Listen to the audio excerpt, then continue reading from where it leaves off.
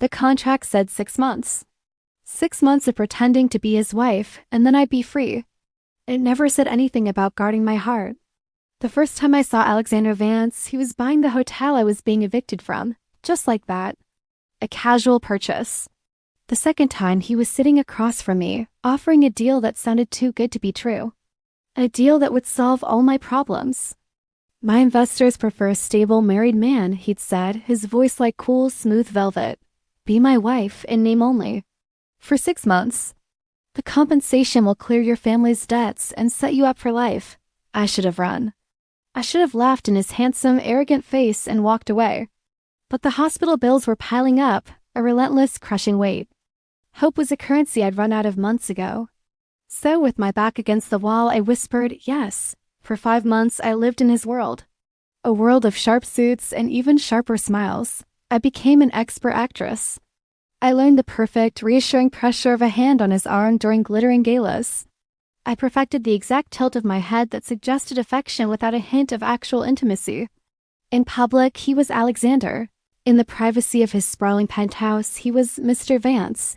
In my own thoughts, he was never, ever my husband. That was a line I refused to cross, until the night of the storm. A violent gale swept through the city, and the power went out. The entire penthouse plunged into an unnerving darkness. The city lights below, usually a dazzling carpet of jewels, were extinguished by the fury of the weather.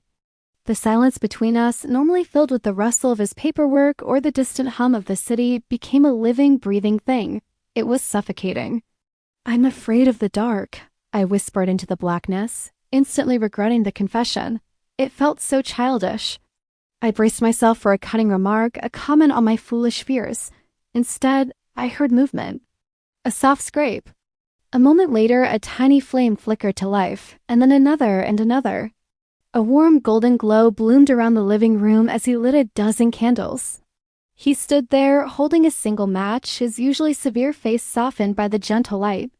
We all are, he said, his voice quiet, stripped of its usual authority. Afraid of something. He didn't return to his chair on the other side of the room. He surprised me by sitting on the floor, leaning against the sofa opposite me, his knees almost touching mine. The space between us felt electric. My brother, he began, his gaze fixed on a candle's dancing flame. He loved storms, he died in one. Car accident? His voice was low, heavy with a grief he clearly carried for a long time. I was supposed to be with him that night. The confession hung in the air, more intimate than any of the fake touches we'd ever shared in public. My carefully constructed walls began to tremble.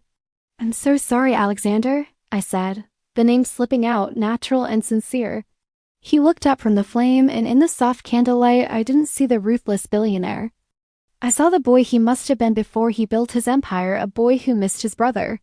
A flicker of vulnerability in his guarded eyes. No one has called me that in years, he said, his voice raspy. Not like that. Like what? I asked, barely breathing. Like you mean it. The air grew thick, charged with all the things we'd never said, all the feelings we'd suppressed. I could see the cracks forming in the careful wall he built around himself, and I knew with a terrifying certainty that the same cracks were splitting through my own. The final, shattering crack came a week later. We were at a family dinner with his notoriously difficult aunt, Clara. She spent the entire evening making pointed, venomous comments about our hasty marriage and my convenient new life. Finally, she leaned forward, her smile all poison. And what first attracted you to my nephew, dear? His character or his portfolio? The table fell silent. I opened my mouth to deliver a polite, contract-approved response. But before I could, Alexander's hand covered mine on the table. His grip was firm, a silent anchor. She fell for my stubbornness, Aunt Clara, he said, his voice clear and ringing with authority. Everyone was looking at him. And I fell for the way she makes the world quiet. He turned to me then, and his eyes held none of the practiced affection I was so used to. This was raw, it was real, and it was terrifyingly beautiful. The way she sees the man, he continued, his gaze locked on mine, not the empire. He wasn't reciting lines from our script. He was speaking from the heart.